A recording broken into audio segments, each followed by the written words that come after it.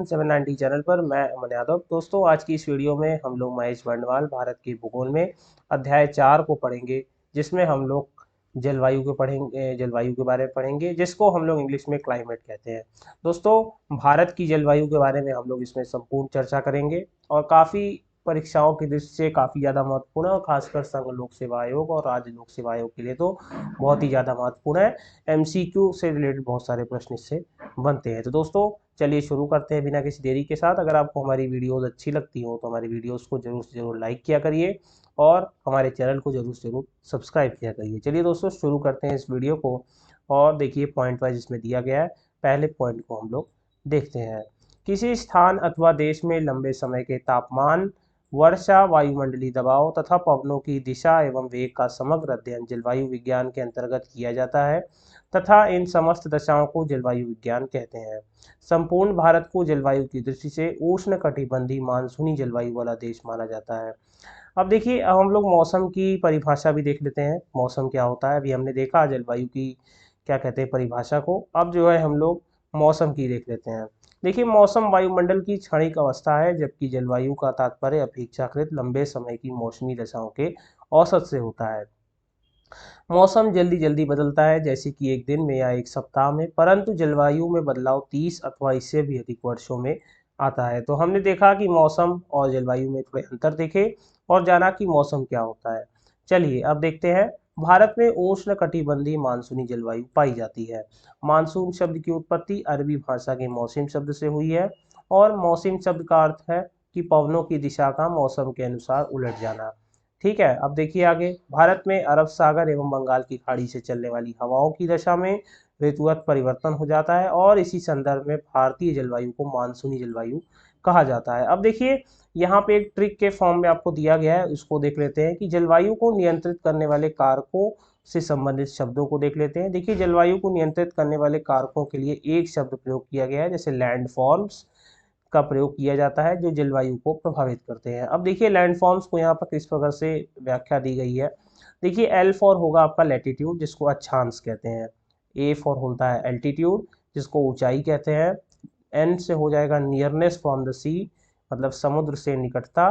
D से direction of the wind, पवन की दिशा। F से फॉरेस्ट वन, और ओ से ओशियन करंट, समुद्री जलधाराएं। आर से रेनफॉल वर्षा, और यम से माउंटेन मतलब पहाड़ पर्वत, और यस से सॉइल मतलब मिट्टी। तो ये आपके कुल 1 2 3 4 5 6 7 8 9 कारक हैं जो आपके जलवायु को नियंत्रित करते हैं। अब इन्हीं के बारे में हम लोग भारत के परिप्रेक्ष्य में इसको एक डिटेल में पढ़ेंगे। तो देखिए, भारतीय जलवायु को प्रभावित करने वाले कारक देख लेते हैं। देखिए, सबसे पहला आपका है वही एल से लैटिट्यूड, स्थिति एवं अक्षांशीय विस्तार देखते हैं। देखिए, भारत उत्तरी गोलार्ध में स्थित है एवं कर्क रेखा भारत के लगभग मध्य से होकर गुजरती है। अब आप बताइएगा कमेंट बॉक्स में कि कर्क रेखा कौन कौन से राज्यों से होकर गुजरती है। ये आपके लिए एक प्रश्न है। देखिए, मध्य से होकर गुजरती है, अतः यहाँ का तापमान उच्च रहता है, और यह अवस्थिति भारत को उष्ण कटिबंधीय जलवायु वाला क्षेत्र बनाती है। अब देखिए, अगला कारण है समुद्र से दूरी, जिसको हमने देखा नियरनेस फ्रॉम द सी, कि भारत तीन ओर से समुद्र से घिरा हुआ है। इसके पश्चिमी तट, पूर्वी तट एवं दक्षिण भारतीय क्षेत्र पर समुद्री जलवायु का प्रभाव पड़ता है, किंतु उत्तरी भारत, उत्तर पश्चिमी भारत एवं उत्तर पूर्वी भारत पर समुद्री जलवायु का प्रभाव नगण्य है।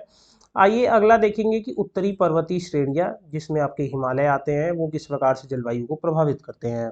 देखिए, हिमालय क्षेत्र भारत की जलवायु को प्रभावित करता है, और यह मानसून की अवधि में भारतीय क्षेत्र में वर्षा का कारण भी बनता है, तथा शीत ऋतु में तिब्बती क्षेत्र से आने वाली अत्यंत ठंडी हवाओं के मार्ग में रुकावट पैदा कर भारत को शीतलहर के प्रभाव से बचाने के लिए दीवार की भूमिका भी निभाता है। अब देखिए, भू आकृति भी एक बहुत ही महत्वपूर्ण क्या कहते हैं प्रदान करती है। देखिए, भारत की भू आकृतिक संरचना, जैसे कि पर्वत, पठार, मैदान एवं रेगिस्तान, भी भारत की जलवायु को प्रभावित करते हैं। अरावली पर्वत का पश्चिमी भाग एवं पश्चिमी घाट का पूर्वी भाग आदि वर्षा की कम मात्रा प्राप्त करने वाले क्षेत्र हैं। अब देखिए, आगे देखेंगे कि मानसूनी हवाएं भी भारत की जलवायु को प्रभावित करते हैं। देखिए, मानसूनी हवाएं भी भारतीय जलवायु को प्रभावित करती है, जैसे कि हवाओं में आर्द्रता की मात्रा, हवाओं की दिशा एवं गति आदि। अब देखिए, उधर वायु संचरण, जिसको हम लोग जेट स्ट्रीम के नाम से जानते हैं, ये काफ़ी हद तक हमारे देश की जो क्या कहते हैं जलवायु है उसको प्रभावित करता है। जेट स्ट्रीम ऊपरी क्षोभ मंडल, क्षोभ मंडल से तात्पर्य है आपका ट्रोपोस्फेयर से, ठीक है। क्षोभ मंडल में आमतौर पर मध्य अक्षांशों में धरातल से 12 किलोमीटर ऊपर पश्चिम से पूर्व दिशा में तीव्र गति से चलने वाली एक धारा का नाम है, और इसकी गति जो है सामान्यतः 150 से 300 किलोमीटर प्रति घंटा होती है। अब देखिए अगला कि उष्ण कटिबंध चक्रवात और पश्चिमी विक्षोभ भी एक कारण है भारतीय जलवायु को प्रभावित करने के लिए। देखिए उष्ण कटिबंध चक्रवात का निर्माण बंगाल की खाड़ी और अरब सागर में होता है, और यह प्रायद्वीपीय भारत के एक बड़े भूभाग को प्रभावित करता है। आइए अब देखेंगे दक्षिणी दोलन किस प्रकार से इसको प्रभावित करता है। देखिए जब कभी हिंद महासागर की ऊपरी सतह का दबाव अधिक हो जाता है या प्रशांत महासागर के ऊपर निम्न दबाव बनता है, तब हिंद महासागर पर उच्च दाब क्षेत्र का निर्माण होता है, और दोनों महासागरों के इस उच्च और निम्न वायुदाब अंततः संबंध को ही दक्षिणी दोलन कहते हैं। अब देखिए अब देखेंगे अल नीनो का आपने नाम कई बार सुना होगा, ये भी बहुत प्रभावित करता है भारत की जलवायु को। देखिए यह पेरू के तट पर पूर्वी प्रशांत महासागर में उत्पन्न होने वाली एक गर्म जलधारा है, और इसके प्रभाव के कारण भारत में कम वर्षा होती है। ठीक है, हमने देख लिया कि पेरू के तट पर एक गर्म जलधारा है जिससे कि भारत में कम वर्षा होती है।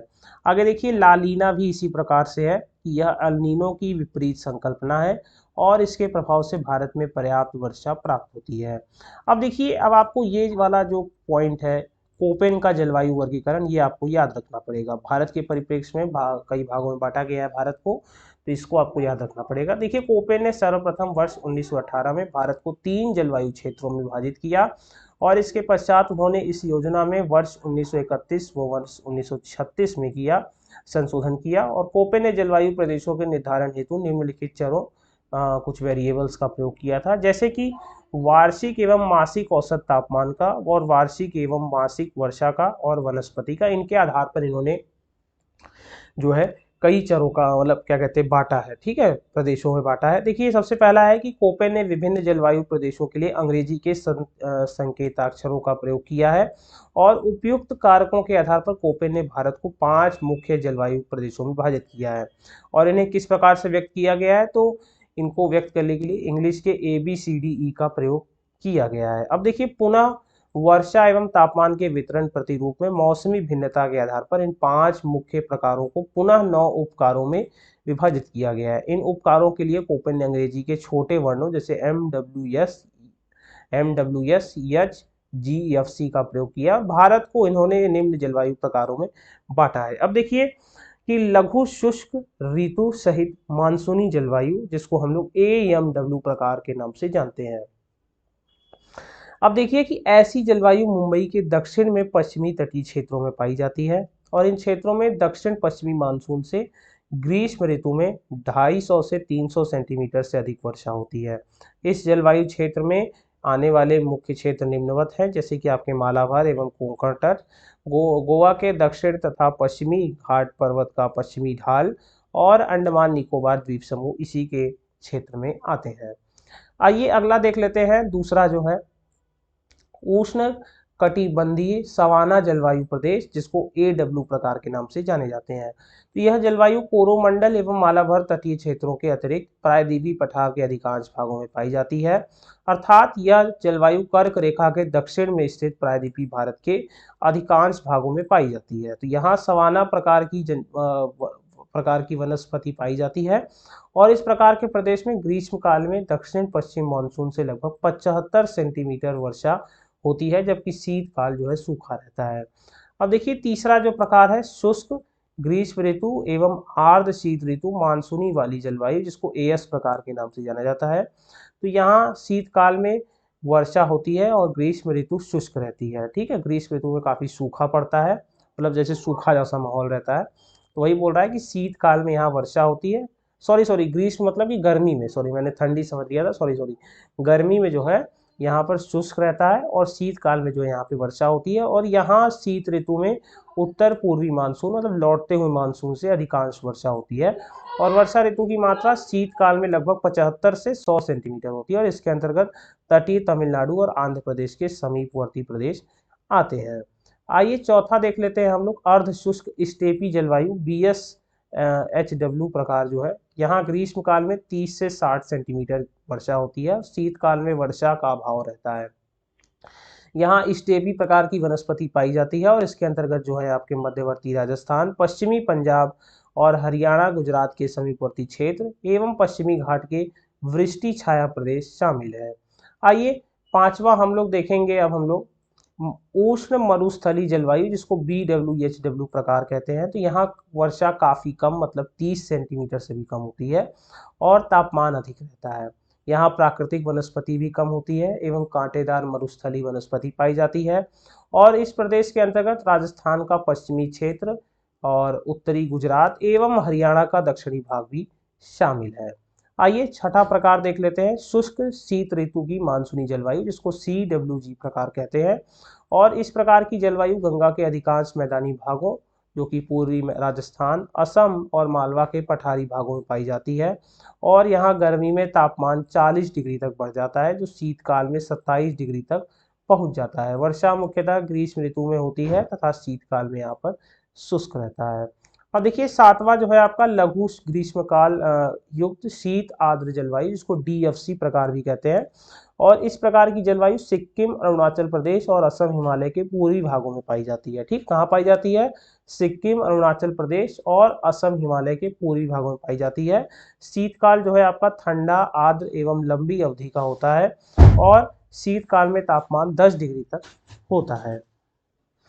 दोस्तों आगे देखेंगे हम लोग आठवां पॉइंट कि तुंड्रा तुल्य जलवायु, जिसको ET प्रकार कहा जाता है। तो यहाँ तापमान वर्ष भर 10 डिग्री सेल्सियस से कम रहता है, मतलब काफी ठंडा रहता है। और शीतकाल में हिमपात के रूप में वर्षा होती है। इसके अंतर्गत उत्तराखंड के पर्वतीय क्षेत्र, कश्मीर, लद्दाख एवं हिमाचल प्रदेश के 3000 से 5000 मीटर ऊंचाई वाले क्षेत्र शामिल है। अब देखिए आपको दोस्तों यहाँ पे नक्शे में दिया गया है भारत का जो ये मैप है, इसमें आपको पूरा तरीके से शो किया गया है। देखिए आपका यहाँ पर ये देखिए, यहाँ पर AS जो प्रकार है, शुष्क ग्रीष्म ऋतु वाली आर्द्र शीत ऋतु मानसूनी जलवायु। देखिए आपका यहाँ पर ये आंध्र प्रदेश और तमिलनाडु को दिखाया गया है, जो कवर कर रहा है एरिया। यहाँ पर देखिए आपका ये जो एरिया है AMW, जो लघु शुष्क ऋतु वाली मानसूनी जलवायु, जो आपका यहाँ पे ये क्या नाम है, कर्नाटका और थोड़ा सा भाग जो है आपका ये तमिलनाडु का और केरला को लिया हुआ है। यहाँ देखिए BSHW अर्ध शुष्क स्टेपी वाला भाग है, जो आपका ये मध्य प्रदेश, थोड़ा सा गुजरात और महाराष्ट्र वाला भाग लिया हुआ है। ठीक है, और सॉरी इधर वाला ये वाला पोर्शन है, ये थोड़ा सा इनके पार्ट, बाकी इधर वाला जो पार्ट है ये आपका पूरा जो है AW उष्ण कटिबंधीय सवाना जलवायु वाला है, इसमें काफ़ी बड़ा क्षेत्र आ रहा है। और उसके बाद आप देख लीजिए और भी देख लीजिए यहाँ पर। ठीक है, मैं ऐसे आप लोग को दिखा दे रहा हूँ और आप लोग मैप में देख सकते हैं। अब देखिए नौवां जो आपका प्रकार है यहाँ पे ध्रुवीय तुल्य जलवायु, जिसको E प्रकार कहते हैं। और आप E प्रकार यहाँ पे आप देख भी सकते हैं कहाँ पे मुख्यतः है ये, तो यहाँ पर ये मुख्यतः जो है छाया हुआ है, ये पूरा एरिया जो है आपका E प्रकार में आता है, ध्रुवीय तुल्य जलवायु। तो यहाँ तापमान वर्ष भर 0 डिग्री से कम, हिम आच्छादित प्रदेश, मतलब सदैव हिम रहते हैं, मतलब क्या कहते हैं, बर्फ से ढके रहते हैं। और इसके अंतर्गत हिमालय के पश्चिमी और मध्यवर्ती भाग में 5000 मीटर से अधिक ऊंचाई वाले क्षेत्र, इसमें जम्मू कश्मीर एवं हिमाचल प्रदेश शामिल है। अब देखिए उपयुक्त वर्णन से स्पष्ट है कि CWG और AW जलवायु विभागों के मध्य की रेखा ही महाद्वीपीय भारत एवं उष्णकटिबंधीय भारत को विभाजित करने वाली कर्क रेखा के समान होती है, जो डॉक्टर काजी अहमद, डॉक्टर स्टाम्प तथा नारमंड द्वारा प्रस्तुत की गई है। तो ये किसकी बात कर रहा है, आपका CWG और AW की बात हो रही है। तो देखिए ये रहा CWG, देखिए कितना बड़ा एरिया है, और ये आपका AW है। तो आप देख सकते हैं यहाँ लिख रहा था कि उपयुक्त वर्णन से स्पष्ट है कि CWG और AW जलवायु विभागों की मध्य रेखा की ही मध्य महाद्वीपीय भारत एवं उष्ण कटिबंधीय भारत को विभाजित करने वाली कर्क रेखा के समान है, मतलब ये इस रेखा की ये बात कर रहा है। ठीक है, चलिए आगे चलते हैं। अब देखेंगे कि कोपेन की जो योजना के अनुसार भारत की जलवायु प्रदेश है, उनके बारे में थोड़ा सा और विस्तार में देख लेते हैं। देखिए जलवायु के यहाँ पे प्रकार दिया गया है, यहाँ पे वर्ण संकेत और उनके क्षेत्रों को यहाँ पर बताया गया है। अभी हमने देखा था वो कौन कौन सी जगहों पे था,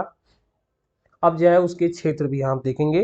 देखिए लघु शुष्क क्षेत्र, जिसको AMW से कहते हैं, वर्ण संकेत, और यह जो है गोवा के दक्षिण में भारत का पश्चिमी तट है।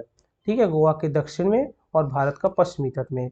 अगला है शुष्क ग्रीष्म ऋतु, एएस से जो है तमिलनाडु का कोरोमंडल तट। अगला है, चलिए दोस्तों आगे देख लेते हैं उष्ण कटिबंधीय सवाना को, जो AW के प्रकार से जाना जाता है, जिसको वर्ण संकेत है, और कर्क रेखा के दक्षिण में प्रायद्वीपीय पठार का अधिकांश भाग इसमें शामिल किया गया है। अगला है अर्ध शुष्क स्टेपी जलवायु, जिसमें BSEHW से इसको संकेत किया जाता है, और उत्तर पश्चिम गुजरात, पश्चिमी राजस्थान और पंजाब के कुछ भाग इसमें शामिल है। अगला है गर्म मरुस्थल, जिसको BWSW, जिसमें राजस्थान का सबसे पश्चिमी भाग शामिल किया गया है। अगला है शुष्क शीत ऋतु, जो CWG के नाम से है, और गंगा का मैदान, पूर्वी राजस्थान, उत्तरी मध्य प्रदेश, उत्तरी पूर्वी भारत का अधिकतर प्रदेश। ठीक है, उत्तर पूर्वी भारत का अधिकतर प्रदेश में शामिल किया गया है। ठीक है, इसमें फिर बता देता हूँ, गंगा का मैदान, पूर्वी राजस्थान, उत्तरी मध्य प्रदेश, उत्तर पूर्वी भारत का अधिकतर प्रदेश। अगला है लघु ग्रीष्म तथा शीत आर्द्र ऋतु, जिसको हम लोग DFC के नाम से जानते हैं, और अरुणाचल प्रदेश इसमें शामिल है। और लास्ट है आपका ध्रुवीय प्रकाश, जिसको हम लोग E से डिनोट करते हैं, और जम्मू कश्मीर, हिमाचल प्रदेश और उत्तराखंड है। अब देखिए इसमें आपको कुछ और चीजें बता दी गई हैं, जिसमें छोटे जो वर्ण थे उनके क्या मतलब होता है, देख लीजिए। वर्षा तथा तापमान के वितरण प्रतिरूप में मौसमी भिन्नता के आधार पर प्रत्येक प्रकार को उप प्रकारों में बांटा गया है। कोपेन ने अंग्रेजी के बड़े अक्षरों जैसे कि यस का अर्ध मरुस्थल के लिए और डब्ल्यू को मरुस्थल के लिए प्रयोग किया गया है। ठीक है, एस से किसका तात्पर्य है, एस से है अर्ध मरुस्थल का, और डब्ल्यू का मरुस्थल के लिए प्रयोग किया गया। और इसी प्रकार उप विभागों को व्यक्त करने के लिए अंग्रेजी के निम्नलिखित छोटे अक्षरों का प्रयोग किया गया है। जैसे कि यफ से आपका क्या तात्पर्य है, पर्याप्त वर्षण, मतलब पर्याप्त वर्षा वहाँ अच्छी खासी हो जाती है। यम से है शुष्क मानसून होते हुए भी वर्षावन। ठीक है, डब्ल्यू से क्या है, शुष्क शीत ऋतु, मतलब शीत ऋतु ठंडियों के समय में वहाँ काफी सूखा टाइप रहता है माहौल। और यच से मतलब है शुष्क भी रहता है और गर्म भी रहता है, सूखा भी रहता है और थोड़ा गर्म भी रहता है। सी से क्या अर्थ है कि 4 महीने से कम अवधि में औसत तापमान 10 डिग्री सेल्सियस से अधिक रहता है, मतलब 4 महीने जो समय है उसमें 10 डिग्री से ज्यादा तापमान रहता है। और जी से है गंगा के मैदान। तो अब यहाँ जितना भी आपको ये दिया गया है BSEHW, तो आपको पहले ये बड़े बी का मतलब पता होना चाहिए, फिर आपको ये कैपिटल एस का मतलब पता होना चाहिए, और फिर एच और डब्ल्यू का मतलब आपको पता होना चाहिए। तो ये आपको याद करना पड़ेगा, तभी आपको ज़्यादा आसानी से क्या कहते हैं आप इसको पहचान पाएंगे अगर आप एग्जाम में जब आएगा ये। अगला देखिए कि मानसून की 2 संकल्पनाओं का प्रतिपादन किया गया है। कौन कौन सा, देखिए पहला है तापीय संकल्पना और दूसरा है नवीन संकल्पना। अब इन दोनों के बारे में हम लोग अलग अलग चर्चा करेंगे। देखिए तापीय संकल्पना क्या कहती है कि इस संकल्पना के अनुसार मानसून की उत्पत्ति स्थल एवं जल के असमान संगठन तथा उनके गर्म एवं ठंडा होने के विरोधी स्वभाव के कारण होती है, अर्थात इस पर सूर्य के उत्तरायण एवं दक्षिणायन होने का पर्याप्त प्रभाव पड़ता है। उत्तरायण दक्षिणायन से क्या अर्थ है, मतलब कि उदय होना, और उत्तरायण मतलब कि जब ये उत्तर की तरफ सूर्य जाता है, मतलब कर्क रेखा की तरफ, और जब ये क्या कहते हैं दक्षिण में ट्रॉपिक ऑफ कैप्रिकॉर्न की तरफ जाता है, मकर रेखा की तरफ। ठीक है, अगला देखेंगे नवीन संकल्पना क्या कहती है कि इस संकल्पना के अनुसार मानसूनी हवाओं को उत्पत्ति वायु दाब और हवाओं की पेटियों के खिसकाव के कारण होता है, और इस संकल्पना के प्रतिपादन जो है फ्लोन नामक विद्वान ने किया था। अब देखिए मानसून की उत्पत्ति से संबंधित 4 प्रमुख सिद्धांत हैं, इनको हम लोग अब डिटेल में देखेंगे।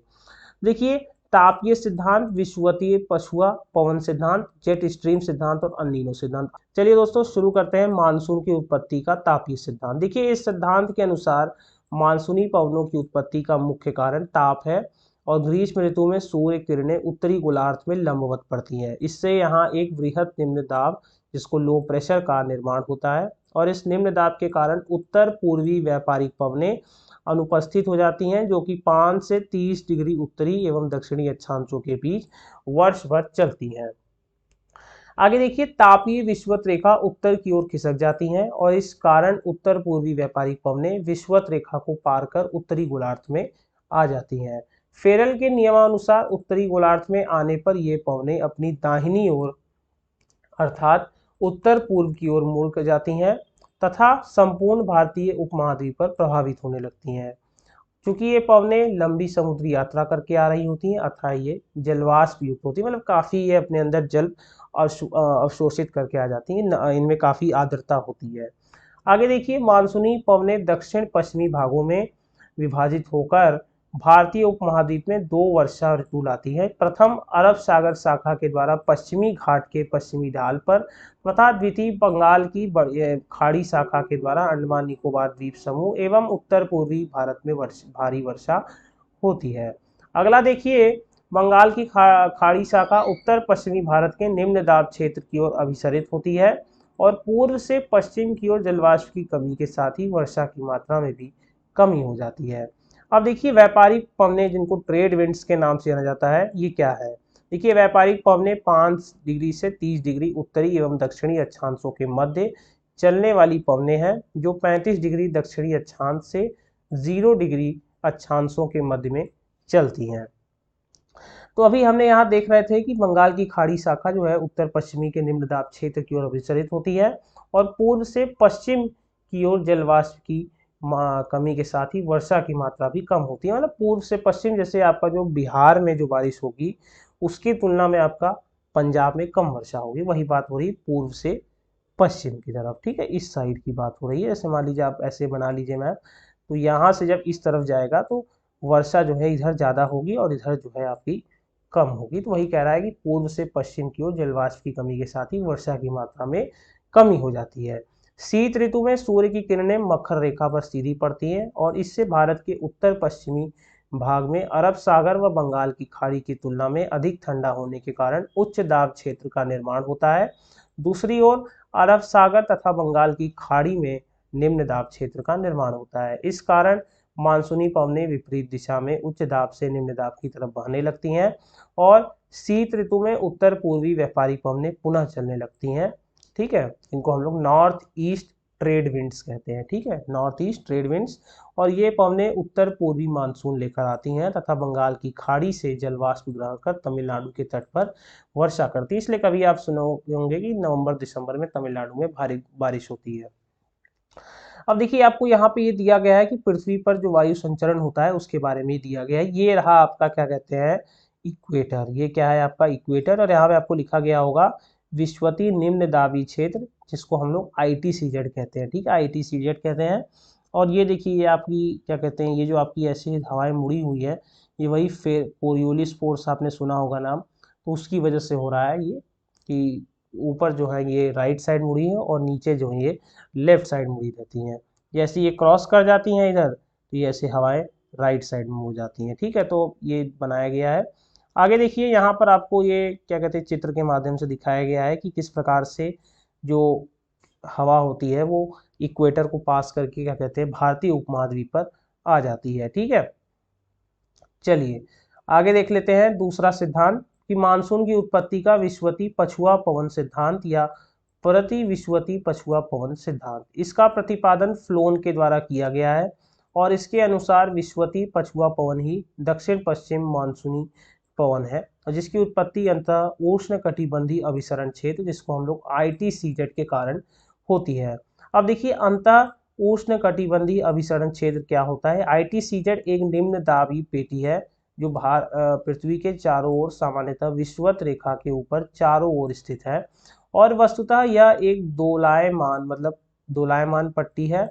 और ITCZ वह क्षेत्र है जहां उत्तर पूर्वी एवं दक्षिण पूर्वी व्यापारिक पवनें मिलती हैं और दोनों पवनों के मिलने से विषुवती पछुआ पवनों का उत्पत्ति होती है। फ्लोन ने मानसून की उत्पत्ति हेतु तापीय प्रभाव को प्रमुख माना है और ग्रीष्म काल में तापीय विषुवत रेखा के उत्तरी खिसकाव के कारण अंतः उष्ण अभिसरण क्षेत्र विषुवत रेखा के उत्तर में होता है। विषुवती पछुआ पवनें अपनी दिशा संशोधित कर भारतीय उपमहाद्वीप पर बने निम्न दाब की ओर प्रभावित होने लगती हैं और यह दक्षिण पश्चिम मानसून को जन्म देती हैं। शीत ऋतु में सूर्य के दक्षिणायन होने पर निम्न दाब क्षेत्र उच्च दाब क्षेत्र में बदल जाता है तथा उत्तर पूर्वी व्यापारिक पवनें पुनः गतिशील हो जाती हैं। अब देखिए दोस्तों, तीसरा हम लोग देखेंगे कि मानसून की उत्पत्ति का जेट स्ट्रीम सिद्धांत। इस सिद्धांत का प्रतिपादन येस्ट द्वारा किया जाता है और जेट स्ट्रीम ऊपरी वायुमंडल 9 से 18 किलोमीटर के बीच अति तीव्रगामी वायु प्रवाह प्रणाली है और मध्य भाग में इसकी गति अधिकतम 340 किलोमीटर प्रति घंटा होती है। ये हवाएं पृथ्वी के ऊपर एक आवरण का कार्य करती हैं जो निम्न वायुमंडल के मौसम को प्रभावित करती हैं। आगे देखिए, अब यहाँ पर आपका एक सिद्धांत, ये जिस सिद्धांत के बारे में यहाँ पर दिखाया गया है, ये अभी नहीं है बल्कि ये इसके अगला सिद्धांत है, उसमें अब डिस्कस करेंगे इसके बारे में। देखिए, भारत में आने वाली दक्षिण पश्चिम मानसून का संबंध उष्ण पूर्वी जेट स्ट्रीम से है। यह 8 डिग्री से 35 डिग्री अक्षांशों के बीच चलती है। और उत्तर पूर्वी मानसून का संबंध शीतकालीन मानसून जो उपोष्ण पश्चिमी जेट स्ट्रीम से है। यह 20 से 25 डिग्री उत्तरी एवं दक्षिणी दोनों अक्षांशों के मध्य चलती है। अगला देखिए कि पछुआ जो पश्चिमी जेट स्ट्रीम द्वारा उत्तर पूर्वी मानसून की उत्पत्ति किस प्रकार से होती है उसको देख लेते हैं। शीतकाल में उपोष्ण पश्चिमी जेट स्ट्रीम संपूर्ण पश्चिमी तथा मध्य एशिया में पश्चिम से पूर्व दिशा में प्रभावित होती है। पश्चिम से पूर्व दिशा में प्रभावित होती है और तिब्बत का पठार इसके मार्ग में अवरोधक का कार्य करता है एवं इसे दो भागों में बांट देता है। एक शाखा तिब्बत के पठार के उत्तर से उसके समानांतर बहने लगती है और दूसरी शाखा हिमालय के दक्षिण में पूर्व की ओर बहती है। तो जो दक्षिणी शाखा की मध्य स्थिति फरवरी में लगभग 25 डिग्री नॉर्थ अक्षांश के ऊपर होती है और इसका दाब स्तर जो है 200 से 300 मिलीबार होता है। पश्चिमी विक्षोभ जो भारत में शीत ऋतु में आता है इसी जेट पवन द्वारा लाया जाता है और रात के तापमान में वृद्धि इन विक्षोभों के आने का सूचक होती है। दोस्तों, ये जो टॉपिक है आप लोगों को ये एक बार में पढ़ने में समझ नहीं आएगा, ये आपको बार बार दोहराएंगे, जब वीडियो को नोट्स बनाएंगे तब आपको ये समझ में आने लगेगा, क्योंकि काफी कंफ्यूजन हो जाता है बीच बीच में। चलिए आगे देखिए, पश्चिमी जेट स्ट्रीम ठंडी हवा का स्तंभ होता है जो सतह पर हवाओं को धकेलता है और इससे सतह पर भारत के उत्तर पश्चिमी भाग में उच्च दाब का निर्माण होता है और ये शुष्क हवाएं बंगाल की खाड़ी तुलनात्मक रूप से तापमान अधिक होने के कारण निम्न दाब क्षेत्र, ठीक है, तो खाड़ी की ओर प्रभावित होती हैं और इन हवाओं के कारण ही शीतकाल में उत्तर प्रदेश बिहार में शीतलहर का प्रभाव रहता है। बंगाल की खाड़ी में पहुंचने के बाद ये हवाएं अपने दाहिने ओर मुड़ जाती हैं और मानसून का रूप ले लेती हैं और जब पवनें तमिलनाडु के तट पर पहुंचती हैं तो बंगाल की खाड़ी से ग्रहण की गई जल वाष्प से तमिलनाडु में वर्षा करती है। मैंने आपको बोला था कि ये थोड़ी देर बाद आपको आएगा। तो देखिए अभी हमने डिस्कस किया ना, ये देखिए आपका ये रहा तिब्बत का पठार और पामीर का पठार, यहाँ पे निम्न दाब क्षेत्र बना हुआ है। अब देखिए यहाँ पे जो उच्च जेट स्ट्रीम आती है वो यहाँ से दो भागों में विभक्त हो गई है, एक ऊपर चली गई और एक ये जो नीचे आती है यही वाली क्या कहते हैं हवाएं जो होती हैं आपकी शीतलहर का कार्य करती हैं। चलिए आगे देखिए। अब देखिए पश्चिमी विक्षोभ किसको कहते हैं, जिसको हम लोग वेस्टर्न डिस्टर्बेंस कहते हैं। तो जो आपका ये भूमध्य सागर होता है उसके ऊपर कुछ गर्म जलधाराएं बनती हैं और उससे जो हवाएं उस तरफ से आती हैं वो होता है वेस्टर्न साइक्लोन। तो चलिए उसको पढ़ लेते हैं। भूमध्य सागर में यूरोप की ठंडी वायु राशि एवं सहारा मरुस्थल की गर्म वायु राशि के अभिसरण से समशीतोष्ण चक्रवात का निर्माण होता है और यह चक्रवात भूमध्य सागर, अंध महासागर और कुछ मात्रा में कैस्पियन सागर से नमी प्राप्त करता है और उपोष्ण कटिबंध जेट पवनें इस चक्रवात को भारत की ओर क्या कहते हैं प्रेरित कर देती है, मतलब इस तरफ खिसका देती हैं। अब देखिए इससे क्या प्रभाव होता है। देखिए अफगानिस्तान, पाकिस्तान, उत्तर भारत एवं नेपाल में शीत ऋतु में वर्षा इसी पश्चिमी विक्षोभ के कारण होती है और ये जो है खेती के लिए आपके पंजाब और उस क्षेत्र में काफी महत्वपूर्ण होती है।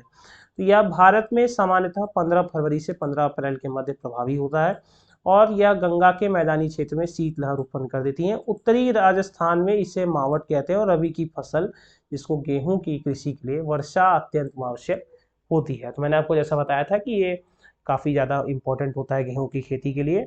आगे देखिए, अब आपको यहाँ पर देखिए और मैप में दिखाया गया है किस प्रकार से जो है आपका पूरा सिस्टम वर्क करता है। आगे देखिए, अब हमारा अगला जो सिद्धांत है, मैंने बोला था मैं 4 ही पढ़ाऊंगा, मैं 2 ही पढ़ाऊंगा, लेकिन मैंने आगे पढ़ा दिया, सोचा कि थोड़ा सा अच्छा लग रहा था। देखिए उष्ण पूर्वी जेट स्ट्रीम द्वारा दक्षिण पश्चिम मानसून की उत्पत्ति किस प्रकार से होती है उसको देखते हैं। देखिए यहाँ पे 4 सिद्धांत है, 3 सिद्धांत को अब तक हम पढ़ चुके हैं, अब ये आपका चौथा सिद्धांत। देखिए गर्मी में पश्चिमी जेट स्ट्रीम भारतीय उपमहाद्वीप पर नहीं बहती है, इसका खिसकाव तिब्बत के पठार से उत्तर की ओर हो जाता है और इस समय भारत की ऊपरी वायुमंडल में उष्ण पूर्वी जेट स्ट्रीम चलती है। उष्ण पूर्वी जेट स्ट्रीम की उत्पत्ति का कारण मध्य एशिया तिब्बत के पठारी भागों के अत्यधिक गर्म होने को माना जाता है। तिब्बत का पठार से गर्म होकर ऊपर उठने वाली हवाओं में क्षोभ मंडल के मध्य में घड़ी की सुई की दिशा में चक्रीय परिसंचरण आरंभ हो जाता है। वहीं पे जैसे यहाँ पे आपको दिखाया जा रहा है ना कि इस तरीके से ये देखिए क्षोभ मंडलीय प्रति चक्रवात होने लगा यहाँ पर, क्योंकि बहुत ज़्यादा गर्म हो गया गर्मी में, जिसके कारण यहाँ पर वो घड़ी की सुई की तरह ही चक्रीय परिसंचरण करने लगता है। तो यह ऊपर उठती वायु क्षोभ सीमा के पास 2 अलग अलग धाराओं में बढ़ जाती है। उनमें से एक विषुवत वृत्त की ओर पूर्वी जेट स्ट्रीम के रूप में चलती है तथा दूसरी धारा उत्तरी पूर्व की ओर पश्चिमी जेट स्ट्रीम के रूप में चलती है, जिस प्रकार से आपको यहाँ पर दिया गया है। चलिए आगे देख लेते हैं अब हम लोग। तो देखिए पूर्वी जेट स्ट्रीम भारत के ऊपरी क्षोभ मंडल में दक्षिण पश्चिम की दिशा की ओर बहती हुई अरब सागर में नीचे बैठने लगती है और इससे वहां वृत्त उच्च दाब का निर्माण होता है। उच्च दाब से मतलब हाई प्रेशर का।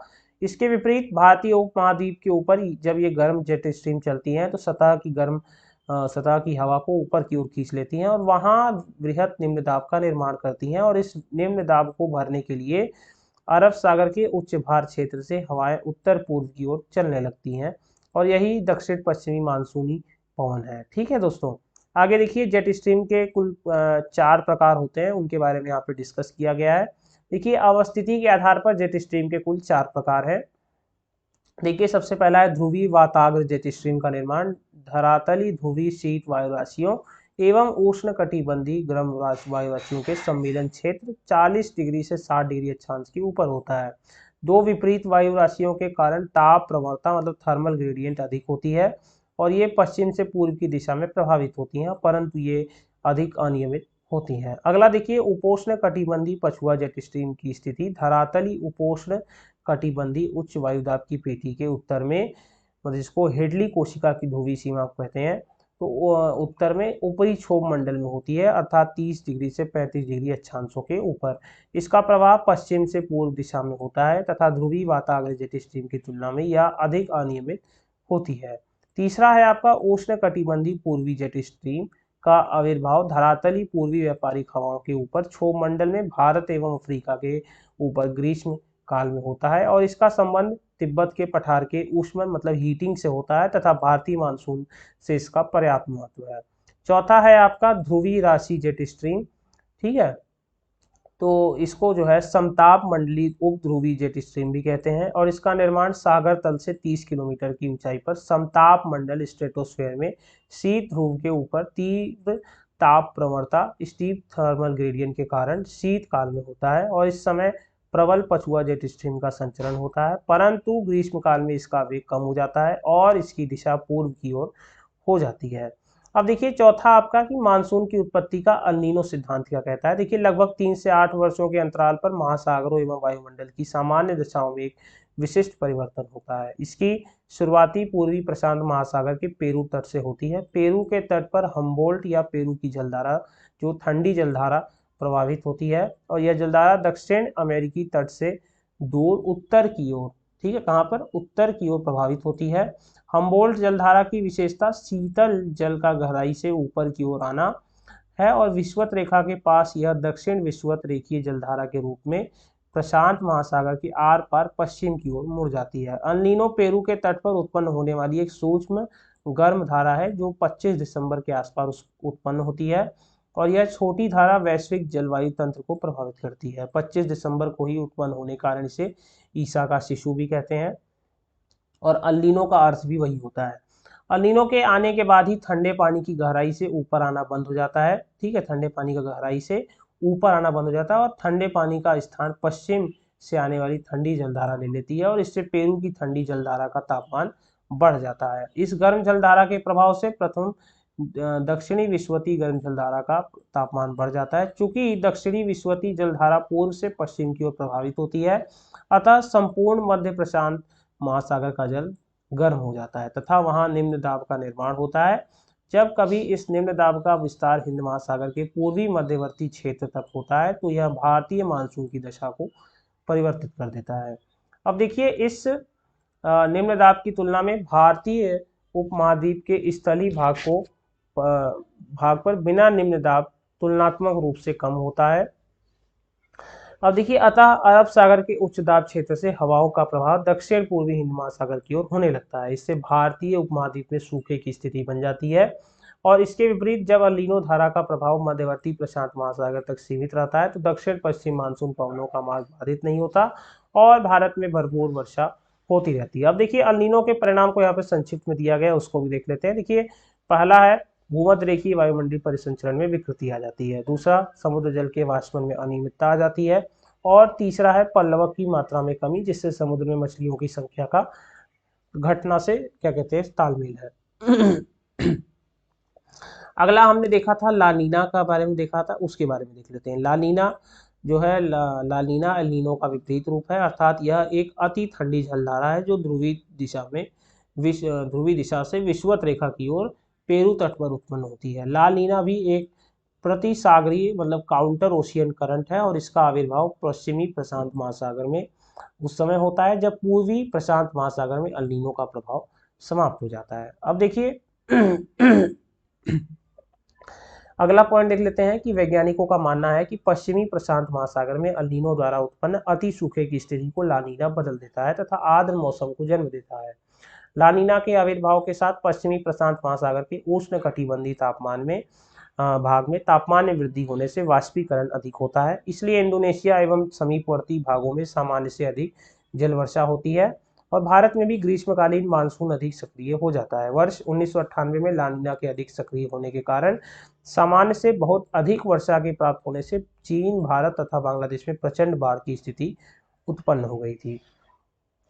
तो दोस्तों आज का टॉपिक जो है यहीं पर समाप्त होता है। कल जो है हम लोग अपने अगले टॉपिक दक्षिण पश्चिम मानसून से इसको शुरुआत करेंगे। अगर आपको हमारी वीडियो अच्छी लगी हो तो हमारे वीडियो को जरूर लाइक करिएगा और हमारे चैनल को जरूर सब्सक्राइब करिएगा। और आपने बड़ा अच्छा सपोर्ट किया हम लोगों को, इसी तरह सपोर्ट करते रहिए, आगे भी हम इसी प्रकार की वीडियो आप लोग को लाते रहेंगे। तब तक के लिए बने रहिए चैनल के साथ। जय हिंद, जय भारत।